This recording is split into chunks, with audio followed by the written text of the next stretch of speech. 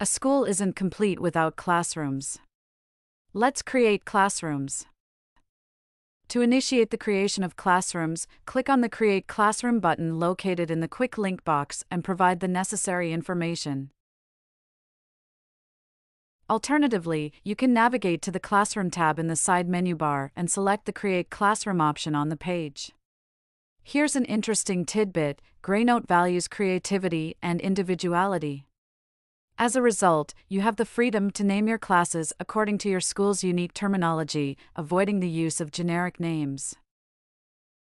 Enter the name of your classroom and provide a description if necessary. Click on the Continue button to move on to the next step.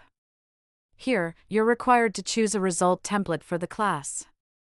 If the class is a primary or secondary class, select either Template 1 or Template 3. If it is a nursery or kindergarten class, select Template 2. Let's select Template 3 for this demonstration, indicating that it is a primary class. After that, we click on Create Classroom. Our classroom has been created and can be seen in the list of classrooms. Now, let's explore the next feature.